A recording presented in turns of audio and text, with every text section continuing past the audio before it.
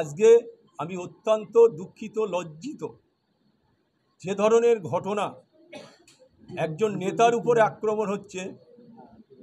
একজন 2009 সালে কাইজারকে আমি দলে এনেছিলাম, অত্যন্ত দক্ষ ছেলে, শিক্ষিত ছেলে, ভদ্র ছেলে। সেদিন আমি ওরে হাত ধরে আমি বলেছিলাম কাইজার তৃণমূলটা করতে হবে। ওর আব্বার সাথে বাড়ি গিয়েও কথা বলে আমি সেদিন দলে এনেছিলাম। আজকে একটার পর একটা কাইজার কিন্তু এখনও ব্লকের সভাপতি। তাকে কোনো চিঠি দেওয়া হয়নি যে তোমাকে সরিয়ে দেওয়া হয়েছে কি সরিয়ে দেওয়া হয়নি, এরকম কোনো চিঠি নেই, কিন্তু কাইজার এখনও সভাপতি। কিছু ব্যক্তি যারা আজকের কাইজারের উপরে আক্রমণ করার চেষ্টা করছে, আমি তো ধিক্কার জানাবার কোনো ভাষা নেই। আমাদের লজ্জা লাগে এইসব মানুষের নাম করতে। একটা ঘটনা ঘটেছে, সেটা সবাই জানে। জাহাঙ্গীর খানের নাম ঘোষণা হয়েছে, কিছু ছেলে মিষ্টি খেয়েছে, তারপরে ওদের টার্গেট কাইজারের অফিসটা ভেঙে দাও। তাই আমি মনে করি অফিস ভেঙে কিছু হবে না, মানুষের মন ভাঙা যাবে না। মানুষ তৃণমূল কংগ্রেসে মমতা বন্দ্যোপাধ্যায়ের নীতি আদর্শের উপরে ভরসা করে ভাঙড় তৃণমূল কংগ্রেস একটা দিন চলেছে। আজকে হয়তো আমি দলে নেই, কিন্তু আমার মনটা তৃণমূল কংগ্রেসের একেবারে অন্তরের মধ্যে আছে, পার্টির মধ্যে আমার মনটা আছে। তাই আজকে আমি শুধু একটা কথা বলবো ভাঙড়ের মানুষের উদ্দেশ্য করে, যে আজকে কাইজার যেসব কথা বলেছে, প্রচুর কথা বাদ আছে, সেসব কথাগুলো আমরা এখন বলবো না, আরও বলার আমরা এখনও ভাঙড়ের প্রচুর ব্যাপার আছে, ভৌগোলিক দিক ভাঙড় 2 নম্বর ব্লকে যদি বলি শেষ হবে না। তাই আমি সেদিকে যাচ্ছি না। আমি চাই যে কাইজারের উপরে, অফিসের উপরে আক্রমণ, কাইজারের বাড়ির উপরে আক্রমণ, প্রশাসনের কাছে আমার অনুরোধ থাকবে যে অবিলম্বে যারা এই কাজের সাথে যুক্ত, যেসব ক্রিমিনাল বলে আমি মনে করি, যারা দলের জামা গায়ে দিয়ে ক্রিমিনালগিরি করবে, পার্টি অফিস ভাঙচুর করবে, বাড়ি ভাঙচুর করবে, তাদের আমি মনে করি যে এই দোষী যারা, দুষ্কৃতকারী যারা, যারা ক্রিমিনাল, যারা অত্যাচারিত, তাদের অবিলম্বে অ্যারেস্ট করে পুলিশকে দৃষ্টান্তমূলক শাস্তির দাবি করছে। এই কাইজারের বাড়িতে অফিসে এই যে হামলা হলো, এটা কার নেতৃত্বে কারা করলো বলে আপনারা জানতে পেরেছেন? আমরা কারুর নাম বলে আমি বলতে চাই না। কাইজার বলেছে যিনি অবজারভার, তানার নেতৃত্বে, তানার নির্দেশে ভাঙড়ে একটা গাছের পাতা নড়ে না। কেন? তিনি দ্বিতীয় খোদা। কেন?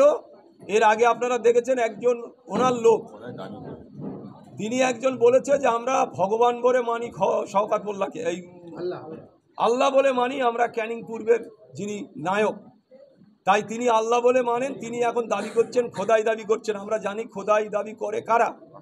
কাফের। যারা কাফের, যারা একেবারে শেষ মানে সময় একেবারে আমাদের বিচারের আগে মানুষ মারা গেলে কাফেররা নামে, তা সেই কাফের এখন মাঠে নেমেছে। তাই আমরা বলতে চাই যে যিনি ভাঙড়ে মানুষের শান্তি, উন্নয়ন, পরিষেবা দিতে ব্যর্থ, তিনি আজকে শুধু মানুষের পূর্ণ তৃণমূল যারা, তাদের উপরে আক্রমণ করার চেষ্টা করছে। আপনারা জানবেন হাজারে হাজারে পূর্ণ তৃণমূল কংগ্রেস যারা আমার 2006 সালে জিতিয়েছিল, সেই সব ব্যক্তিরা বসে আছে, মনের দুঃখে তারা বসে গেছে। নতুন সমস্ত কিছু নতুন লোক যারা দাবিদারি করতে পারবে তাদেরকে নিয়ে দল করছে। কিছু অবজারভার, অভিষেক বন্দ্যোপাধ্যায় বলছে তৃণমূলে অবজারভার মডেল চলে না, অবজারভার বলে কিছু বললে আর কি করে দাও? আমি তো প্রথম দিন এখন যদি কেউ দাবি করে, আমি এর আগে বলেছিলাম যেদিন আলতুর গাড়ি ভাঙা যায়, গাড়ি ভেঙে দেয় ওরা, ওই গুন্ডার লোকেরা, আমি সেদিন বলেছিলাম ভাঙড়ে মধুর হাড়ি আছে। যদি নির্লজ্জ না হয় তাহলে এই এত বড় কাজ করতে পারে না। যেহেতু রাজ্যের সাধারণ সম্পাদক, সর্বভারতীয় তৃণমূল কংগ্রেসের সাধারণ সম্পাদক, সর্বভারতীয় নেতা আমাদের নেতা অভিষেক বন্দ্যোপাধ্যায়, হ্যাঁ, তিনি বলার পরেও সে ভাঙড়ে মাটি কামড়ে পড়ে রয়েছে। কেন? এখানে মধুর হাঁড়ি আছে। তাই আপনাদের বলবো যে আগামী দিনে আমরা যত রকম আছে শক্তি দিয়ে এই অপদর্থ নির্লজ্জকে ভাঙড় থেকে দূর হটাতে হবে, এটা আমাদের দাবি। আপনারা দাবি করছেন যে খুনের রাজনীতি করছে শওকত মোল্লা। যে খুনি তার খুনের রাজনীতি করতে কি বলার অসুবিধাটা কোথায়? যে খুনি তার যদি বলি আমি, আমার এইসব নিয়ে গেলে আমার 50টা খুনের নাম আছে, আমি সেই সব বলতে পারবো না। এখন 50 জন খুন করেছে, তার নাম আমার কাছে আছে, আমি বলবো না উনি কতটা খুনি আর কতটা ভদ্রলোক, কতটা সঠিক লোক, কতটা বেঠিক লোক, আমি সেই দিকে যাচ্ছি না। আমি শুধু একটা কথাই বলতে চাই, ভাঙড়ের মানুষের শান্তির আবেদন নিয়ে, ভাঙড়ের সার্বিক উন্নয়নের বার্তা নিয়ে ভাঙড়ে তৃণমূল কংগ্রেস যাতে শক্তিশালী হয় আগামী দিনে। আমি চাই যে ভাঙড়ের মানুষ তারা মাথা তুলে দাঁড়াক।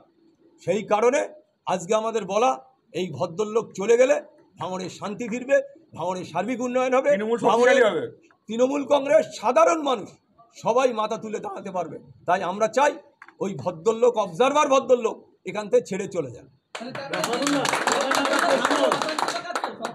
কাজই দশান ছিল।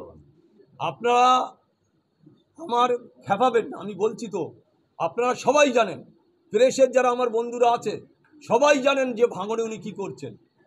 কারণ আমি আমার যে অফিসে ভাঙার ভিডিওটা এখন রিলিজ করব, সবাই দেখবে, বাংলার মানুষ দেখবে যে ওরা শান্তি চায় না অশান্তি চায়। এটা আবার বেশি কথা বলে পঞ্চায়েতে উভয় দলের 9 জন মানুষ খুন হয় যখন আপনারা ছিলেন সঙ্গে, আজকে তানাকে সমস্ত দায় দিচ্ছেন, এটাকে কেমন ভাবে?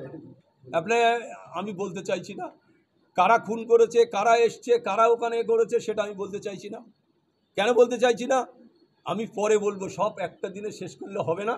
আমরা মাঠে আছি, মাঠে থাকবো।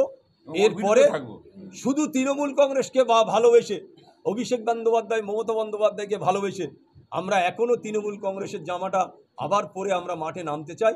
আর তৃণমূলের জন্যে আমরা যত রকম লড়াই, তত রকম লড়াই করতে চাই। আজকে যিনি বলছে 2021-এ আমরা নাকি তৃণমূলকে হারিয়েছি, আর যিনি নির্দল করে 2011-এ আমাকে হারিয়েছে, যে কটা জোচ্চোর আর যে কটা পকেটমার, যে কটা তোলাবাজ, সেই কটাই ওই শওকত মোল্লার সাথে আছে। আর কোনো কথা বলবো না। সেটা হচ্ছে আপনি বলছেন যে আপনি এবং কাইজার আহমেদ তারা ভাঙড়ের তৃণমূলটা প্রতিষ্ঠা করেছে, তৃণমূলকে নিয়ে এসেছিল।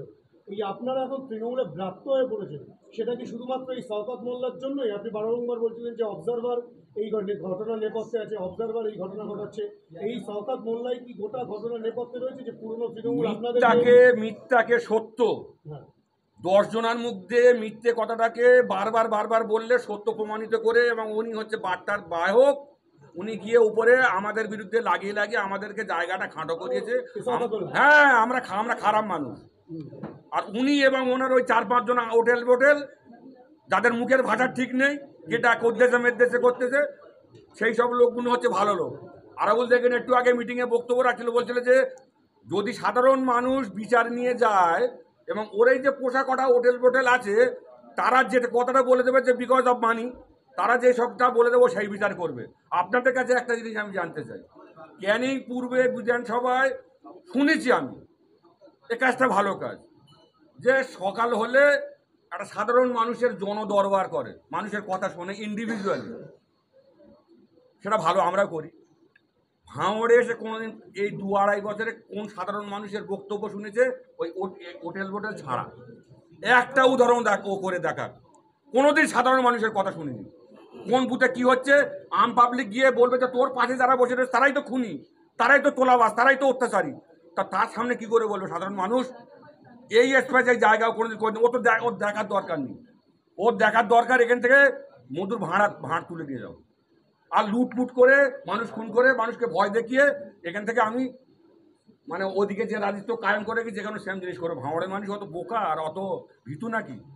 তুমি যেটা মনে করবে সেটাই হবে। সেদিন চলে গেছে বাবা, এখন প্রেস জন্মলগ্ন থেকে আপনি মিডিয়ার যুগ রয়েছেন, তৃণমূল করছেন, কিন্তু